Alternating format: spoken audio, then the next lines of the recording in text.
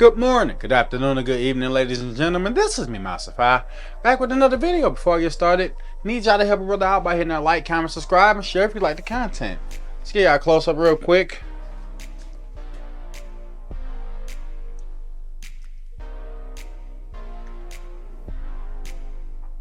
I'm trying. So, today, I wanted to talk about it while it's still fresh.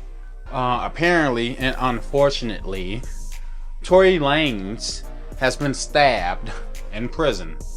From the rumors so far, actually confirmed by TMZ and plenty of other news headlines, he was stabbed 14 times. Let's go ahead and give y'all a breakdown of the story. Because in my honest opinion, he shouldn't be in there. Like, Megan Thee Stallion lost all credibility with her Gale interview. She said they didn't even have a physical relationship. So, like I said, that entire case was trash if anybody kept up with it. But let's go ahead and get the reading real quick.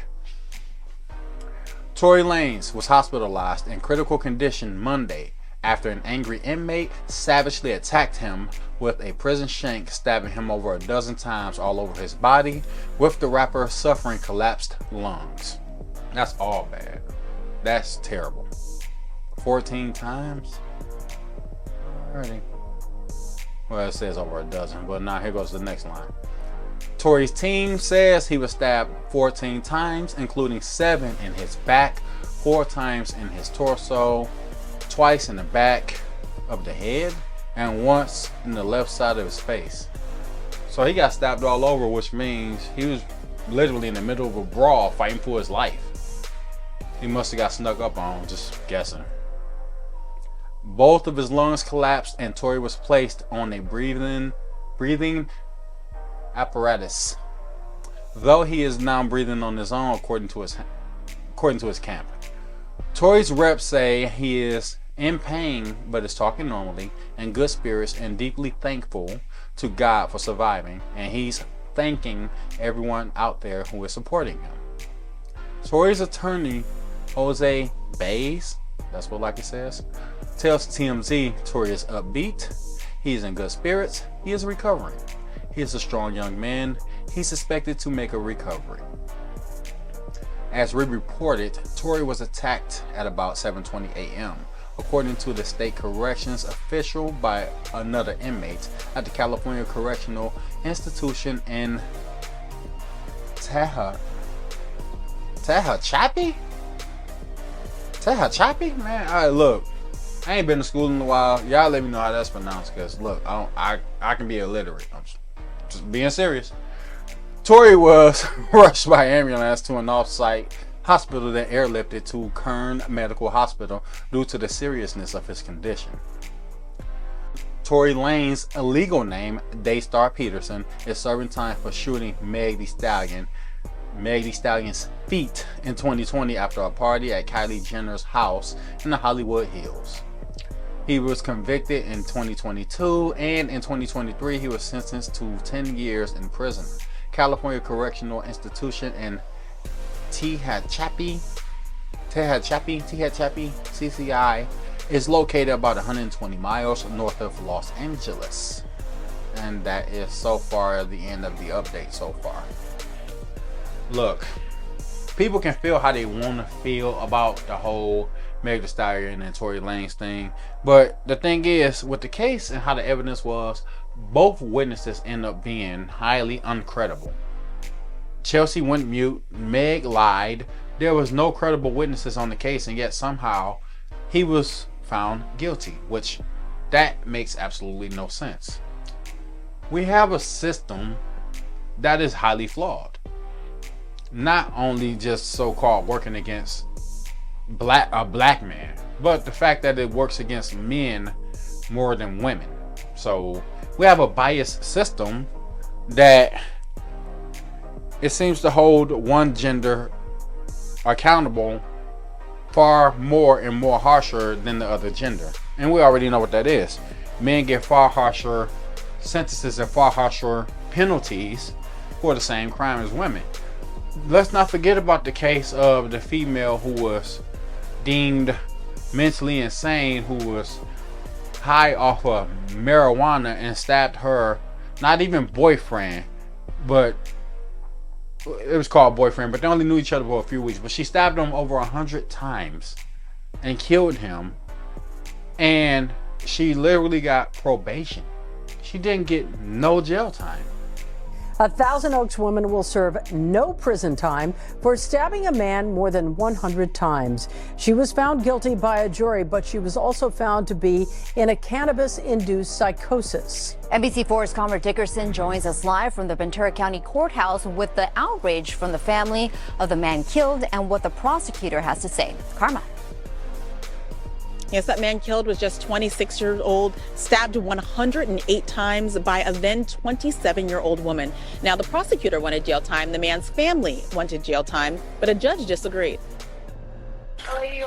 When this woman was wheeled mumbling and bloody from a Thousand Oaks apartment in May of 2018, all that was clear publicly at the time was that she was hurt and a man was dead. It would turn out that she, Bryn Spetcher, killed the man, Chad O'Melia, in a marijuana-induced psychotic state. And Tuesday, a judge decided she would not serve any prison time for doing it. This guy just gave everybody in this county a license to kill people after they smoked marijuana. That was Chad O'Melia's father, Sean O'Melia's reaction when he heard Spetcher was sentenced to probation. Not an appropriate end, as he sees it, to the events that unfolded that night. And like I said, they literally allowed her to plead some form of insanity for so-called being temporary insane off of cannabis, which is bull, because show me a man that ever got away with some crap like that. So we have a system that's pretty biased. So yeah, see it the way you want to see it. It is what it is. Feel the way you feel. In my honest opinion, I truly don't think Tory was the one who shot her. In my opinion, I think Kelsey the one who did it. It is what it is. I don't think Tory the one who shot Meg. I think they was fighting over the gun. I think Kelsey probably went to shoot Meg because Meg the one who kept sleeping with her dudes or whatever. Y'all know the stories for the people who kept up with it. So come on now. The system is flawed and we know it is. So let's try to stick to the subject. For the most part, I truly don't think he should be in there. I hope that he makes a full recovery. I hope that he can get out of this, serve his time. Because like I know they're still trying to fight an appeal, but at this point, I think it's useless. I mean, at this point, just he lost. What could I say? The system did whatever the heck it's supposed to do. So at this point, serve your time, get out there safe, and you know, it's like I said, the system can definitely be unjust because we have so many false accusals that go on from women to men. It's ridiculous. The one thing that happened recently where the woman in Walmart said the gentleman tried to kidnap her child, which it was literally on multiple cameras that showed nothing that happened. And he was in jail for 45 days. Over the last couple of days, we have been looking into the woman accusing a Kennesaw man of trying to kidnap her child. And since the bond hearing for Mahendra Patel, who was released on bond this week, we've heard reports that she may have falsely accused another man of a crime a few years back. Our Chase Howell has been looking into those claims. I was in the Walmart and I had to rip my baby out of some other man's hands because he was trying to snatch him. That was a 911 call that launched a kidnapping investigation. But it was this surveillance video that launched 1,000 questions and close to 70,000 people to sign a petition seeking justice for Mahendra Patel, the man accused of trying to steal a little kid from a Kennesaw Walmart. It's her karma that she will have to keep up with whatever she did. Patel was referring to Caroline Miller, the mother who was accusing him of the crime. And while she's pointing the finger at him, Patel's lawyer, Ashley Merchant, is calling Miller's credibility into question by bringing up her past with the law in court Tuesday. There's over 20 police reports in the last 7 years involving Miss Miller. One of those reports, Merchant actually filed as evidence in Patel's case. She says it shows that Miller falsely accused another person of a crime. According to those court documents, Miller accused a Lyft driver of rape back in 2019. And while the documents state the case was closed without any criminal conviction, Miller joined a class action lawsuit against the rideshare company. Someone trying to snatch your baby? Yeah. Merchant claims Miller is once again exaggerating her claims. So why does the Cobb County District Attorney feel compelled to pursue charges against Patel, despite security video that seemingly shows an innocent interaction? I think it more becomes a burden on the district attorney's office to do what is right and what is in the pursuit of justice, rather than just furthering what they know now based on the video evidence and based on what we've all seen in the video evidence, what really occurred that day. Holly Waltman is a defense attorney. She says that the charges are dropped against Patel, or if he's found innocent, he could sue both Miller and the DA. Though she admits no dollar amount can fix a damaged reputation. I think that Mr. Patel is going to see the adverse effects of this case, regardless of the outcome, regardless if the state or the district attorney keeps pushing to prosecute him.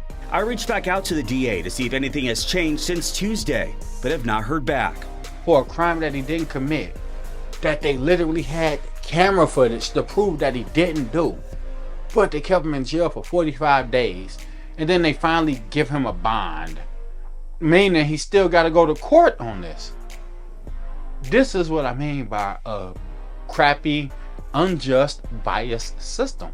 It could definitely be biased and work against people, and in the wrong ways. This whole Me Too crap. The Me Too crap movement sucks, in my opinion. It always sucks. Because the way it works is so many women come with all these false allegations against men with no proof or anything, and they are literally suing men for money, not even for the so-called crime if it truly happened. I never even got to speak on the Shannon Sharp situation, but that's one of the examples I'm talking about. They literally had a sexual relationship for nearly 2 years, and then all of a sudden the last 2 times he took it and she didn't consent. Come on now. We know better. And we are literally forced to sit here in person and watch these atrocities as if we're not sitting here looking at a money grab. As if we're not sitting here looking at a female trying to take advantage of how biased a system is, simply because he's a man of means. It's trash. Period. This is me, my Supply. Like, comment, subscribe, share. And y'all have a great day. Peace.